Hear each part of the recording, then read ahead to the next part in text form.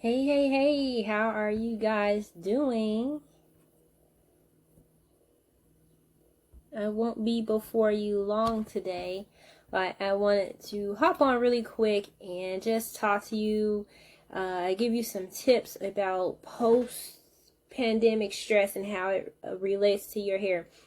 And this topic came up because I had one of my clients and she mentioned to me that she's noticed that since the pandemic has started, that her hair was starting to thin right in the front, like just a certain area. And so she was saying how she noticed it was that her hairstylist had told her, your hair seems to be thinning. And so I thought this was a good talk just to bring up to your attention that don't be alarmed or surprised if you do start to see a little bit of hair thinning during this time because you've been under a lot of stress, very traumatic per se. You may have lost someone during the pandemic, and things are just uncertain. You may have been under stress just financially and just dealing with everything that's just going on. So not just personally, but things at work. And so it affects you on your body internally. And so that is what I just want you to keep in mind and paying attention to. And it's real important for you to start figuring out a way for you to manage and address the situations. Because one of the particular things by you being under stress is that when you're under stress, there's different stages of stress. You have your fight or flight stage, and that's where, your sympathetic nerve is always just on a go. It's just always alert. Like it's just go, go, go. Like it never gets a break. Like your adrenaline is always pumping. Your cortisol levels is always high. And whenever you're running at that pace for a long period of time, you're not getting that much sleep. You can't sleep because you're worrying, how you're going to take care of something. The bills are due. So all of that starts to affect your body. And once that affects your body, it can not only in turn affect, of course, your nerves and your sleeping patterns, your eating, your digestion, but it also leads to your hair. And so that's how you start to see the miniaturization in your hair, or you may start to see more shedding than normal because now your body is out of pattern, it's out of rhythmic. Like now your body is trying to cope to keep you alive, keep you stable.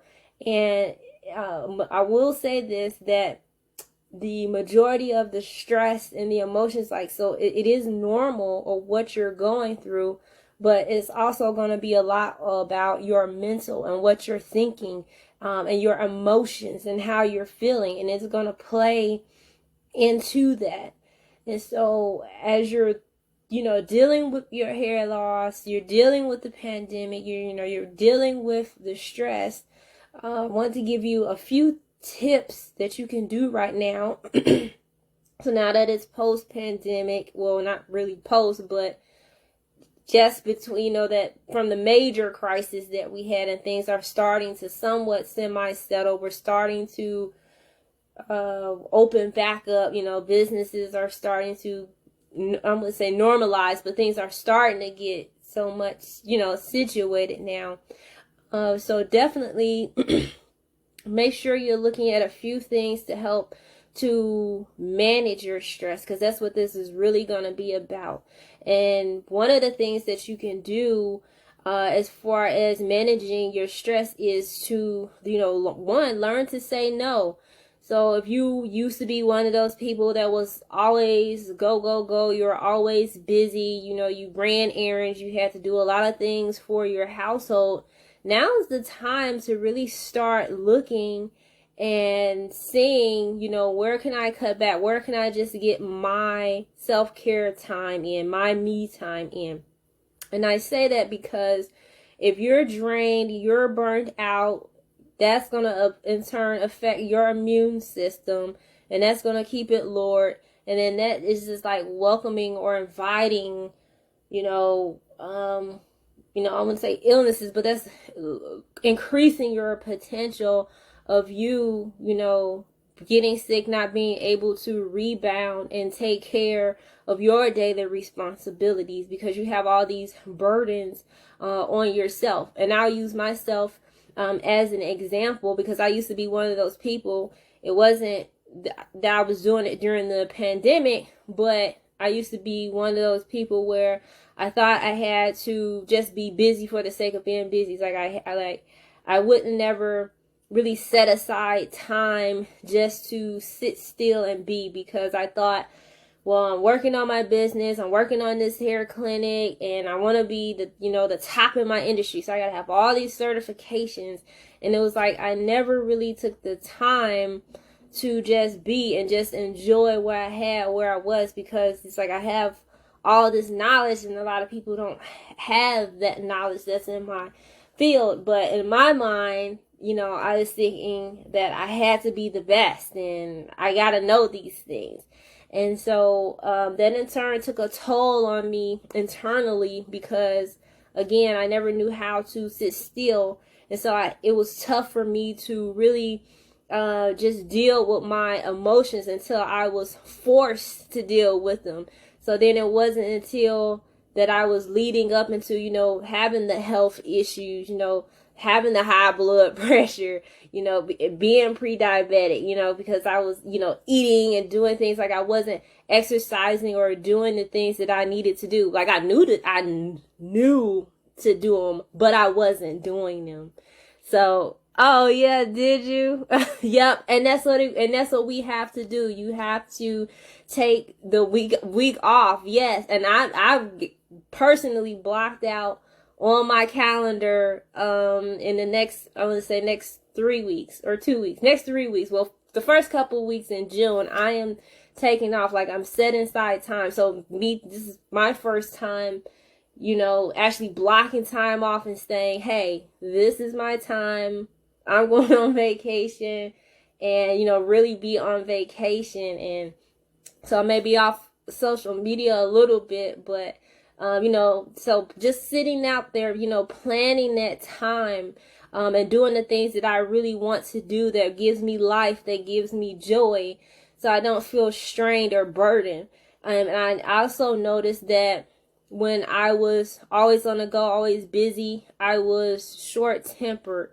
And just snappy with everyone, and, that wasn't fair to myself. It wasn't fair to my children. It wasn't fair, to my husband, and I had to pull it together. But I said that all to say is that I noticed that when my body was under that stress, like I noticed it not only in just like my digestion, but I noticed it in my skin, but I also noticed it in my hair. So not only was it just thinning, like in the front, like in our hairline is, naturally thin anyway, but I just noticed certain spots, like in my hair, like my client mentioned, like it was just thinning, and I, couldn't figure out, why is my hair thinning? So then, it's like, okay, that's what really led me onto this journey about, being a trichologist and really studying the scalp and hair, because I'm like, what is going on with my body? But then as I began to, look at that nutritional piece, start looking at, okay, what is the cause? Because your hair is just a symptom. It's something else going on inside of you that needs to be met, that needs to be taken care of, whether it is something going on internally with your organ system or it's something emotionally. And that's why I built my programs and work with my clients that way, because I always say, well, yeah, you're dealing with this hair loss or this thinning hair, but that's not really what the issue is. The issue is, okay, tell me what you're doing on a regular basis. Tell me, what your past history is. How have you been wearing your hair in the past? Okay, well, tell me what your lifestyle like. Let's start working on this so we can truly get to what's causing your hair to come out.